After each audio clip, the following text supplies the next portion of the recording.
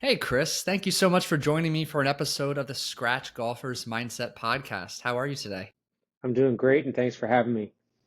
Absolutely. I've been looking forward to this. I had the pleasure of getting to know you literally on the golf course through a round, and you were kind enough, though patient, to give me some fantastic feedback on my swing, my mechanics, little tidbits I still focus on today. And just watching you play, it was really, really inspiring. So, to kick things off, let's give the audience an opportunity to learn who you are. Share a little bit more about your role in golf and your background playing the lovely game. Yeah, sure. So my name is Chris Ardolina. I'm located here in the Tampa Clearwater area. That's where we met. And I've been teaching golf for now, I want to say about 14 or 15 years. I got introduced to the game by my grandfather when I was about 11 or 12 years old, and I fell in love with the challenge. And I think the biggest part for me was that I couldn't blame anybody else, and it was all on me. Fortunately, I had a rough start on some other sports and played for some great teams and got tired of blaming other people. So I found this lovely game and could only blame me, and it actually worked out great because it motivated me to keep working hard and getting better and better and better. And you know, luck have it, after a couple of years, I was shooting around par. After about two and a half years of playing golf, I was playing almost every day. And as every kid, aspired to try to be a professional golfer.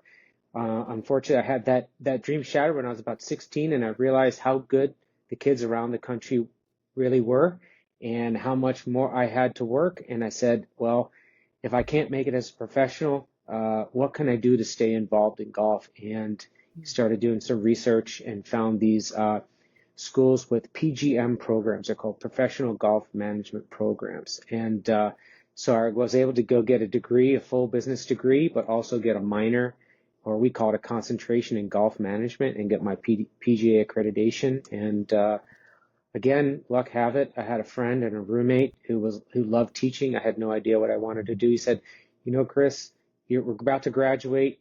You don't know where avenue you want to go to. Why don't you come with me?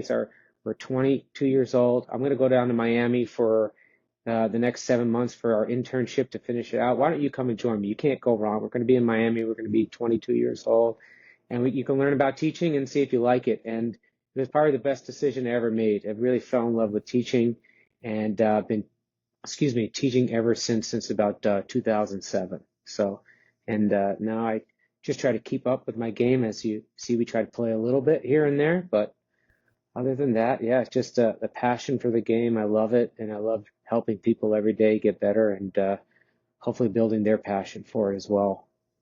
Absolutely. And your energy, enthusiasm shined through the moment I met you. And what I will also add for the listeners, because you may struggle to brag about yourself, this man has many teaching awards for the great work he does, giving back to the game and being the excellent instructor he is. So we are really in the company of an expert and experienced veteran in the game, and we're going to take advantage of it. So we're going to dig in. So paint the picture. I know you do a lot of work in the junior golf program, which I absolutely love. I want to focus, for the sake of this conversation, on Sure. the adults. If Okay. you had to, I know this is a difficult question, but if you had to distill the demographic of adults you work with in the game, give us a little bit more about their experience and background with the game and where ultimately they are struggling.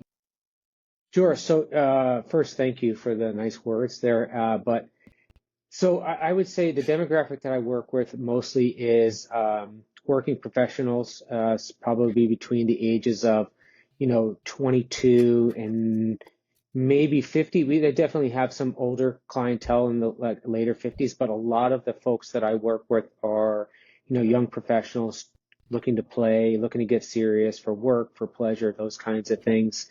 Um, Fortunate enough, they more of them seek me out, so they're willing to work at it. So it's not somebody that just comes as a casual appointment and things like that. So they're coming really to get the work done. They're willing to put the effort in, and the reason I lead in with that is because of your question, kind of where do I see their struggles, right? So a lot of people that you know are coming to see me, they do want to get better. They may not know where they need to get better. Um, and my goal is to really help them devise a plan to practice and to Mhm. start implementing the changes. Because I think a lot of folks with the availability of information and videos and things like that. I think a lot of the time they have a ballpark idea of where they're struggling, but they don't have really the root cause of why it's happening. So you raise your hand. So I think a lot of my goal as a teacher for these people, and I wouldn't say there's a very common theme. There's a few things that I see more common, but a lot of it is just trying to figure out the root cause and giving them the simplest way to do that, and then more of an effective way to practice. Because I think with most working class people, we have very little time. So by the time you get out there, it's not about the amount of golf balls that you're actually hitting, but it's how you're hitting them and how you're organizing your time. And I find that the more open to that people are, the more open to actually having a plan and not just going to hit golf balls into the range or into a net, the faster they improve, and then the more happy they are and more excited they are to play the game. I think that's brilliant. I love the clarity and detail you broke that down. And I'm going to dig even Excuse me. deeper Thank into you. some of these elements. I'd Sure. love to hear too. This can be hypothetical or, a recent plan you devised, but walk us through a common or a recent example where you had this young professional. Time is one of the biggest obstacles, yet hmm commitment to get better is there. What does a sample practice plan look like? Talk us through that. So the first question I usually ask, well, let me take a step backwards. So when I first meet somebody or the first connection happens on the internet or whether a phone call, I send them a very detailed evaluation to fill out. So I kind of know how much time they have, what they're looking for, and I think that's really important when you devise a plan for them. Number one, because you know how much available time they have during the week, whether it's one day, whether it's maybe 20 minutes, whether it's 3 days. And for me to know that, it's whether can I make it very detailed or can I have to make it really simple and very short and effective, right? So I think to give you an example, now I had recently, I think it was last week, I had a young gentleman, probably in his like mid 20s, was an ex college hockey player and very athletic, just didn't understand why things were happening. So we went through the lesson and I showed him really the root cause, what was going on. And the plan really was to start small with the ideas and the feels that we uncovered and create a practice station. And I told him that he doesn't have to hit a lot of golf balls, but he has to create a practice station. For him, he had to put his golf bag behind him so that he had some kind of feel and connection so that we have what his issue was early extension caused by one other thing going on. So to keep it short and simple, what I devised is I said, okay, you don't need to go buy any training aids. Use your golf bag, put it close to your backside, and just keep your backside on it. And let's take some small practice swings, about hip high to hip high. Put it on a low tee so it's in a controlled environment, and just get some. The only thing I had him purchase was I think it was Dr. Scholl's foot spray, which is just a powder you spray on your club so you could see where your contact point is. And I said, Oh, all I want for you to do is put a low tee in the ground, put the golf bag behind you. I want you to take 1 to 2 practice swings for every ball that you hit, and I want you to hit 20 to 30 shots, hip high to hip high. If you're hitting the center of the face, the ball's starting pretty straight, you could start making it a little bit bigger. If not, I want you to stay there. And then I usually try to keep it in increments of 10 or 15. So whether it's 2 practice swings per ball, it's 10 balls, and then you just keep moving. So he does really well with those 10 or 15 shots. He can go to the 3/4 or the shoulder, and then if he does well with that one, and then he can go from the full swing back and through. And then if he really does well with that, he could take away the practice station and then start hitting without it to see how he does. But it's more of he gets direct feedback with the bag and also the spray on the club face. And if he's not doing well at the small stage, he's not allowed to move to the next stage.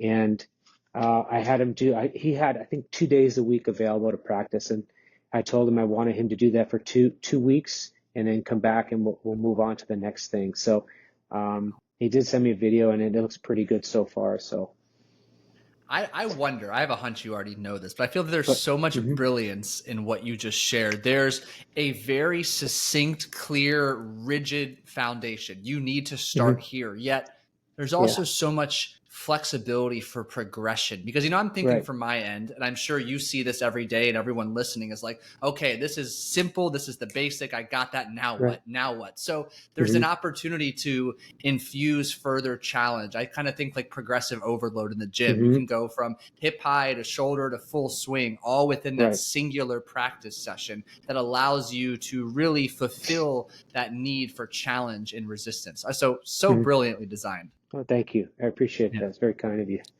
Yeah, I love that. So then digging further, Hmm. let's carry on with this example. I think it's Sure. awesome. Sure. So a couple weeks in, he comes back and he's consistent in the hip to hip. He's more consistent in the shoulder to shoulder. How do you start stacking and expanding upon that practice? Um, so the first thing I would always, again, making sure, double check, we'll take some video and do some analysis and compare it to the last time he was there and see if there was actually progress made in the 2 weeks. Mhm. Um, if there was, then we say, okay, where we need to go next, right? So the next thing is, okay, let's see if you can do this. And I would actually have him start with the drill that I gave him for homework. So let's see you work through this exercise and do it for maybe 10 minutes, like just go through the progression, 5 balls each or something of that nature, and say, okay, let's take the station away and see if you can do it. Most of the time, there is that gray area where people have half of it pretty good and then half of it's still some of the old stuff when you start taking the thing away. So then it's just working on that, making sure that he's still okay with that, and then building it into the full swing, and then also starting to bring it into other clubs. So most of the time, I forgot to mention, I try to keep them within 1 or 2 clubs when they practice, so they're not going through the entire bag. Mhm. And then in the practice, when he comes back, I would start instituting some longer clubs, some different things. And then again, depending on how fast he's picking it up, I would start instituting kind of a pre-shot routine on how we can bring it to the golf course. Because I think Mm. that's, and again, I'm probably going to misquote this and I can't remember exactly who said it, but there's an old professional. I think I want to say it was a gentleman named Lee Trevino. I'm not 100% sure, but he used to say that um, the space between, or the area between the driving range and the first tee is like the Bermuda Triangle for golf swings. Everybody seems to lose them, right? So in that matter, my goal, and one of my colleagues a long time ago said, if you're going to give somebody something to work on, they can definitely do it in a controlled environment. But when they go to the first tee, it's a whole nother game, right? So my goal is to, I guess, to further answer your question, is after I feel like they're getting it, I want to put them in more of a pressure situation on the practice range, like they're on the first tee, they're hitting a green, they're hitting into the green.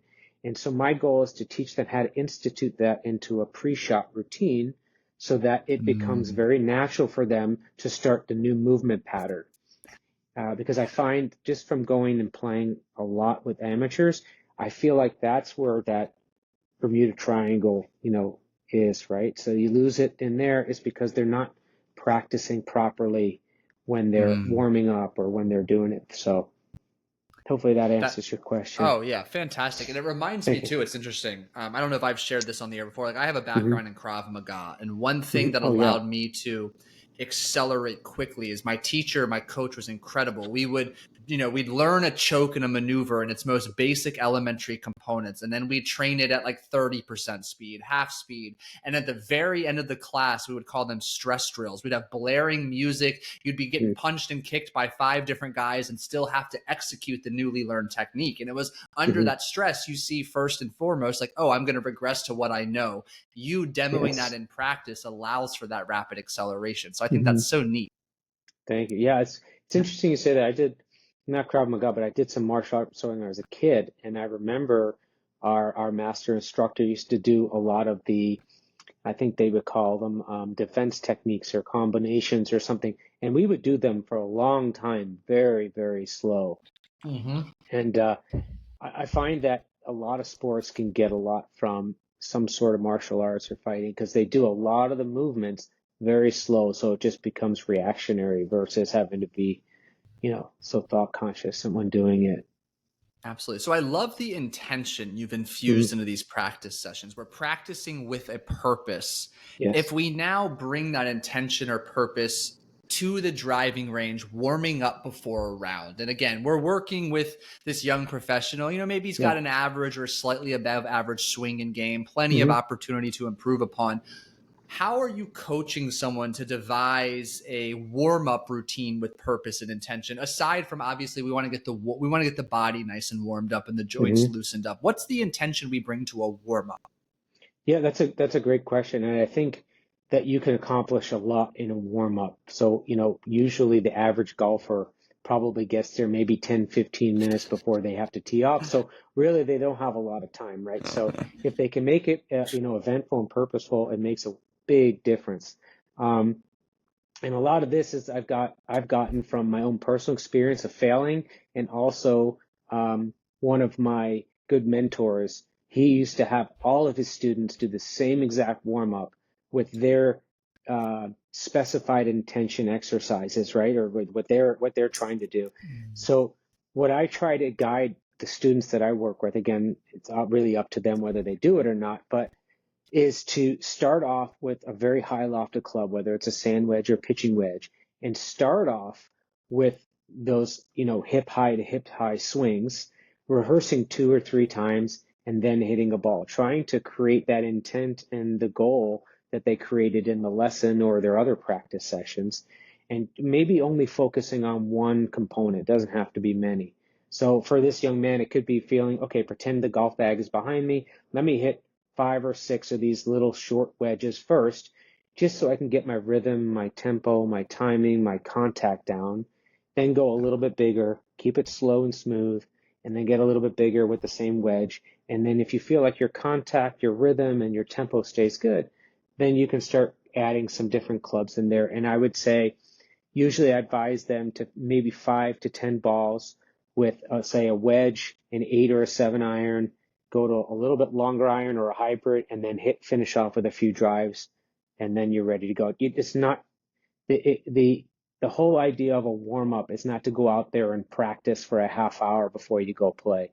It's literally to get your mind going, your body going, so that when you get up to the first tee, you're in the right mindset, and you also have the right ideas that you have to focus on. So if I hear you correctly, you're Yeah, still bringing that same intention, purposeful drilling absolutely. to the warm-up.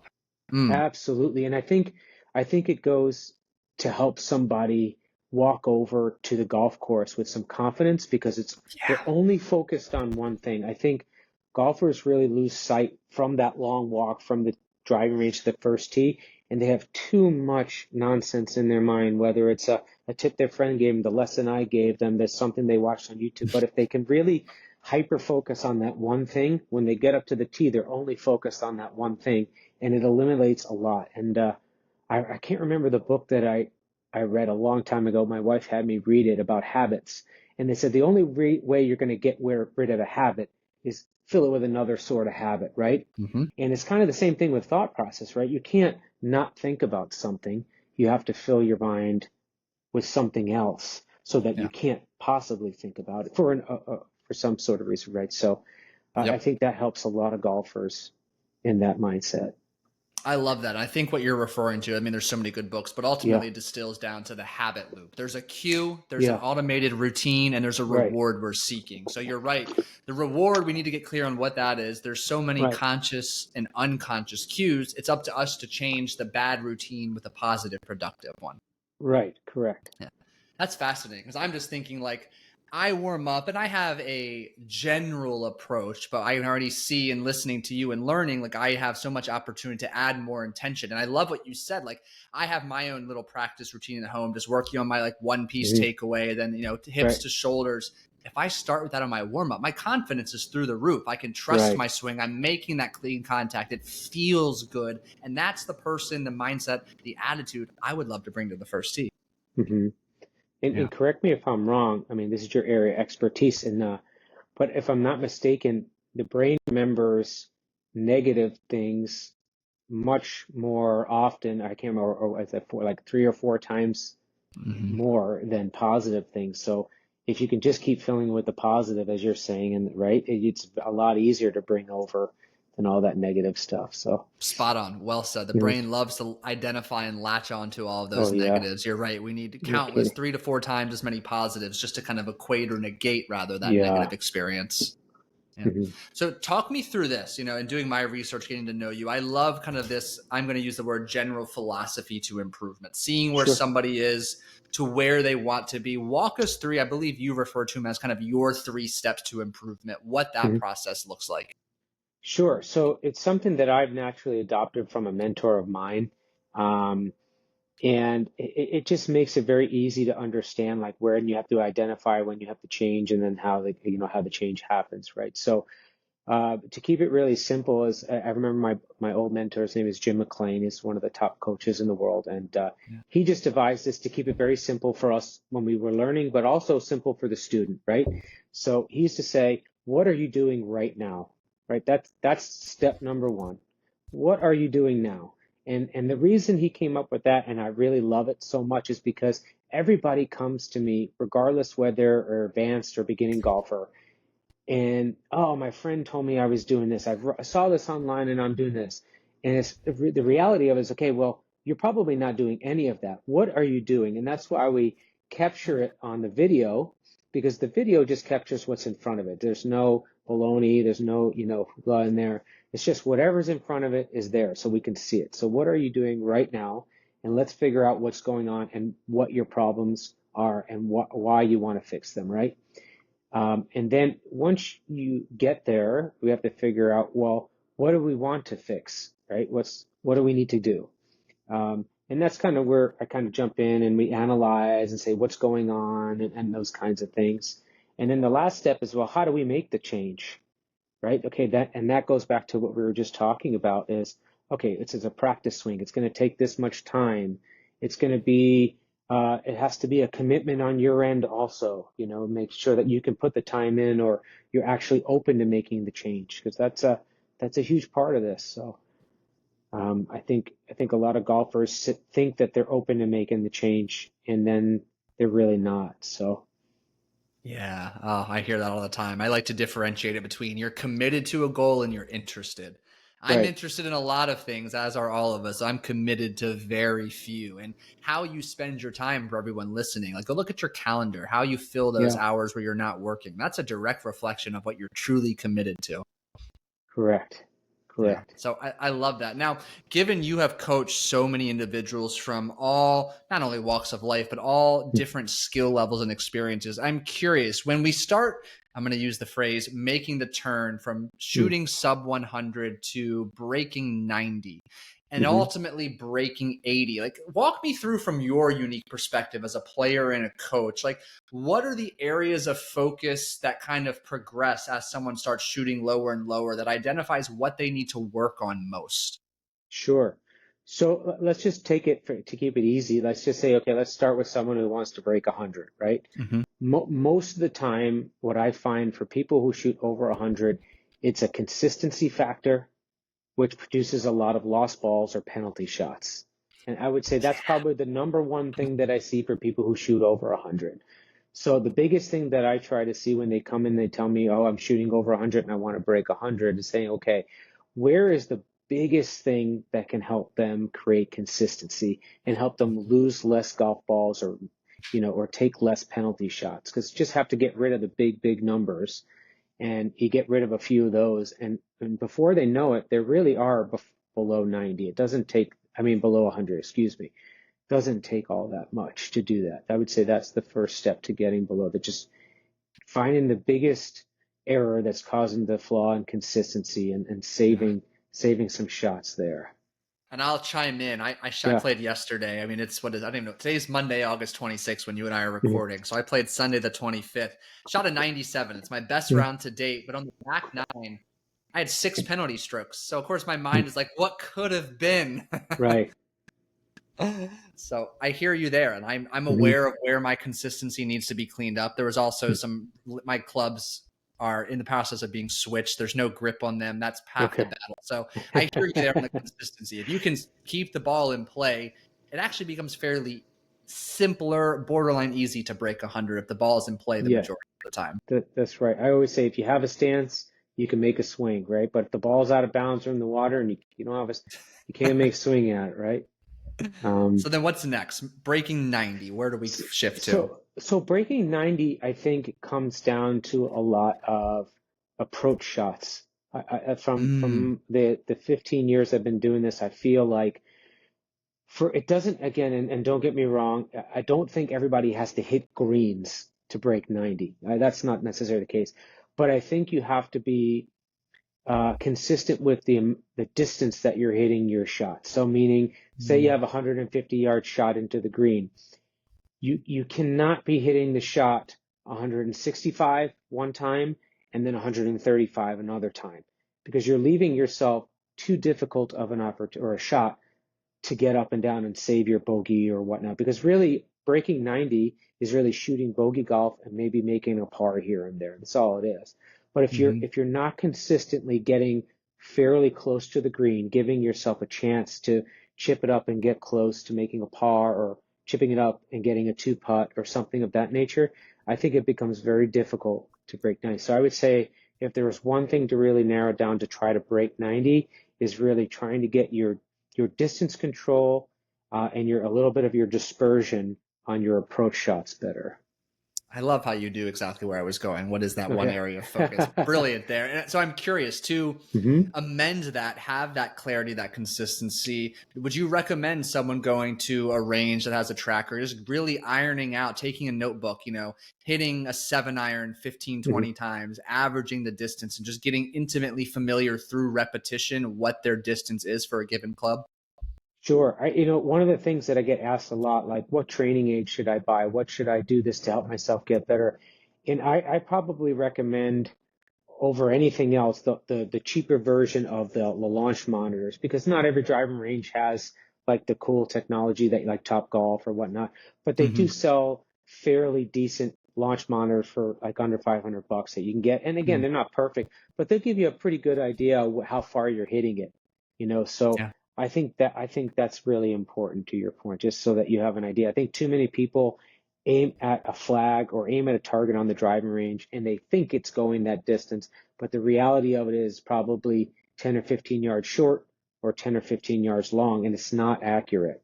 So I think that's where the biggest flaw I see is in the No, that's practice. brilliant to Yeah, know. Yeah, I love yeah, that. So then let's go one step further.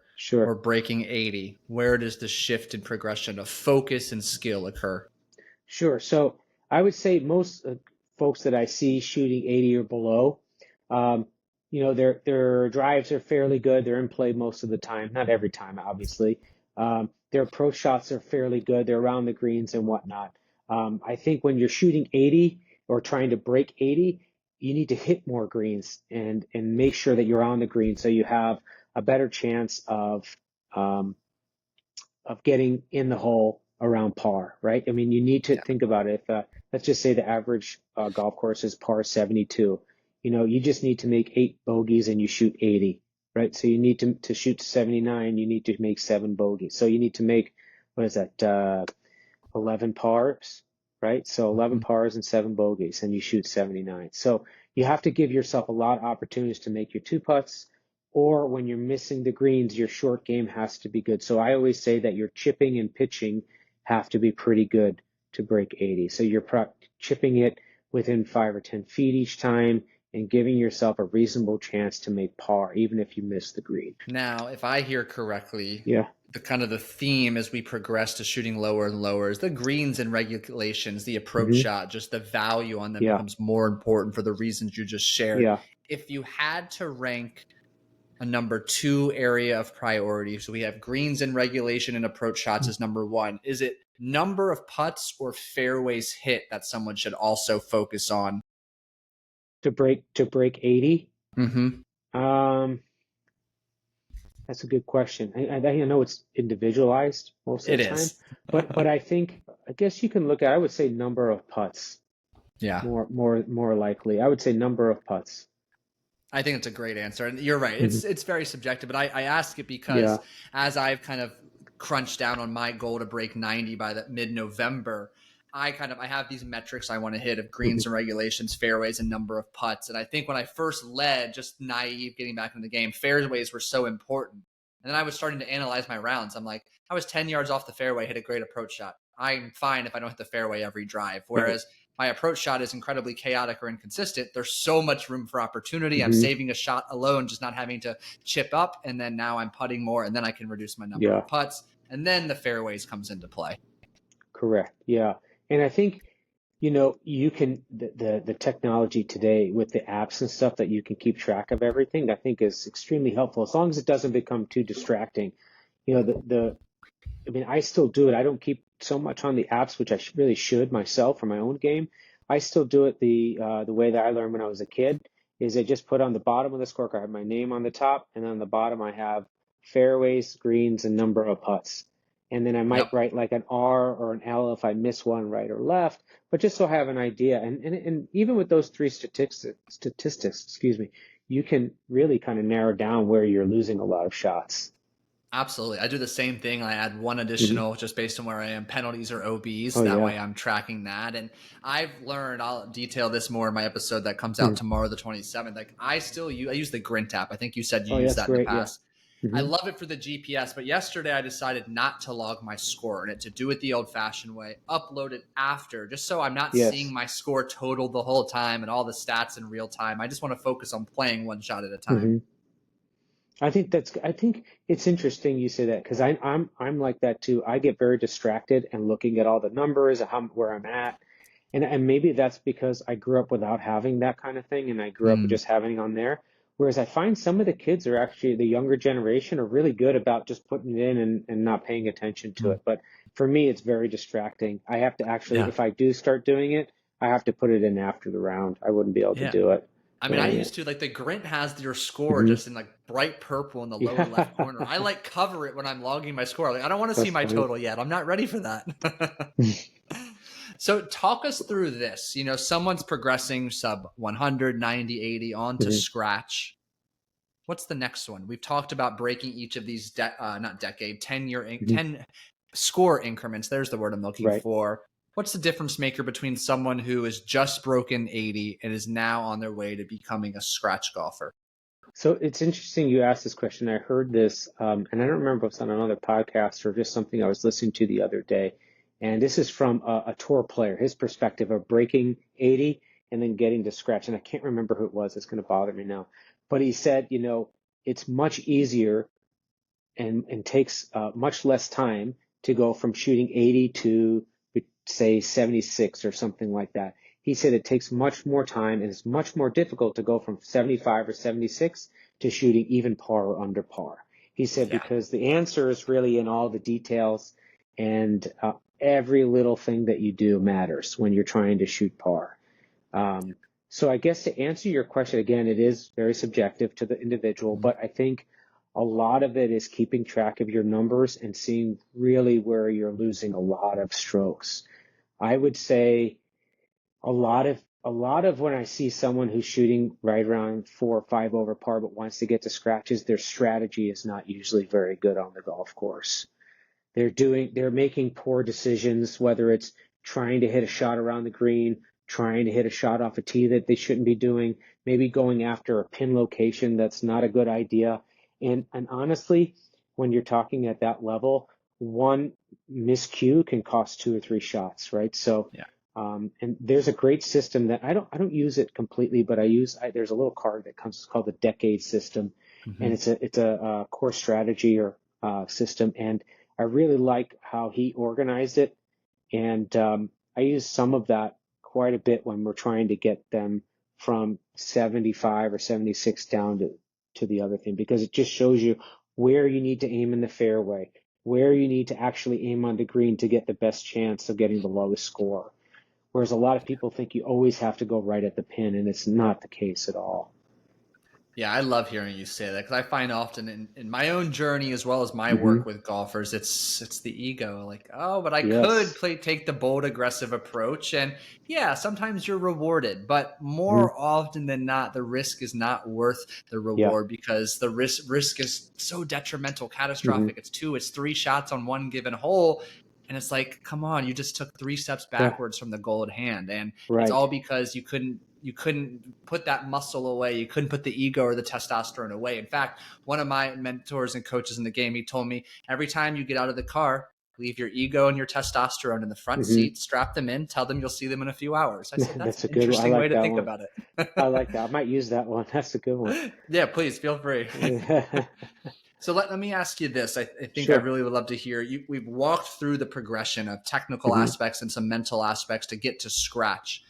When someone is then embarking on, I want to start playing in tournaments at my local Hmm. country club, what are you finding as, let me think of phrases. What are you finding to be the mistakes or the challenges they face most when starting to play their first handful of tournaments that can be easily fixed with some swing coaching or feedback from someone like yourself?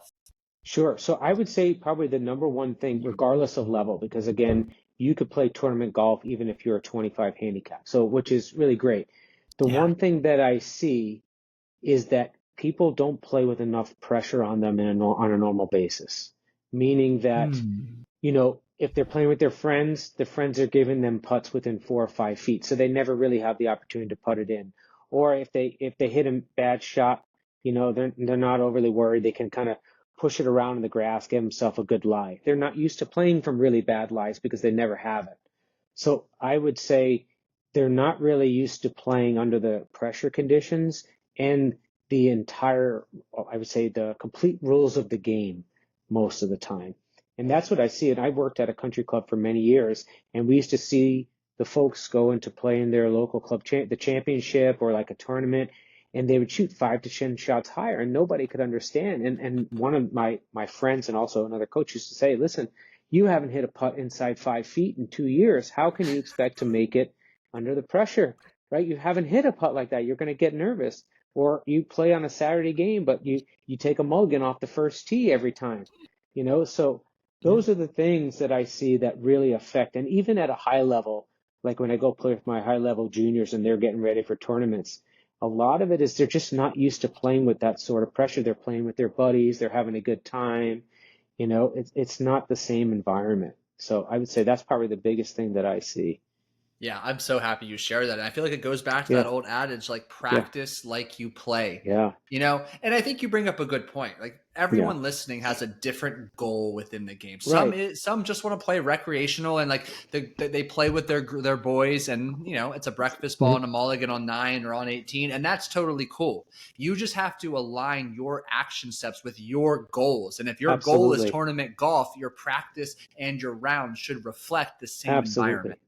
Absolutely. Spot on. Spot Actually, on. it was so funny. I was playing around yesterday, and Hmm. there was a junior tournament going on, wrapping up. So me and this random guy, great guy, we're on the first hole, and I'm about to putt off the fringe, probably like 30 feet or so. Hmm. I sink it. He drops like a good 12 to 15 foot putt. We turn around. There's like 12 to 15 golf carts behind us. The tournament has gone to extra or to Oh, playoffs. So they had drove into us, and we didn't know because it was a that's obstructed funny. view, and we're like making these putts with this huge audience. We're like, oh, thank God we made them. But just even that dynamic, people watching in a Yeah, tournament can definitely throw you for a loop as well. absolutely.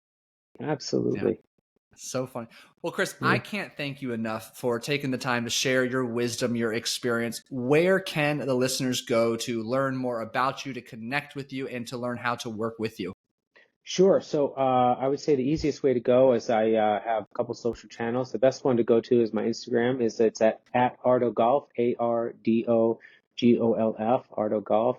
Or you can go directly to my website, which is chrisardolinagolf.com, and you can pretty much find all the information there. And currently, I'm over at Cove Cay Golf Club in Clearwater, Florida. Yeah, thank you so much. And all of that will be Mhm. linked below. And like his website is fantastic. The Instagram is fantastic. And even better, he's a hell of a human and a coach. So thank you so Thank much you. for joining, Chris. That's very kind of you. Thank you very much. You're It's been a welcome. And for pleasure. yeah, man, absolutely. We'll do it again. We'll get out on the course Abs- soon. I'm looking forward to that. That'd be a lot of fun. I'm looking Yeah. forward to Well, see what you bring with you, the snacks. To learn a lot about that there. next time you see me, I'll have new clubs, a better game. It'll be like a whole different person. All right. Well, for those of you listening, thank you so much for tuning in to another episode of the Scratch Golfer's Mindset podcast. If you found today valuable, which I know you absolutely did, do Chris and myself a favor. Share this show, this episode with a fellow golfing buddy. And if you haven't done so already, it would mean the world to me if you took 30 seconds to leave a genuine review and rating on Apple Podcasts, Spotify, or wherever you are listening to today's episode. Thank you again for listening. Have an outstanding week of play ahead of you, and I'll catch you in the next episode.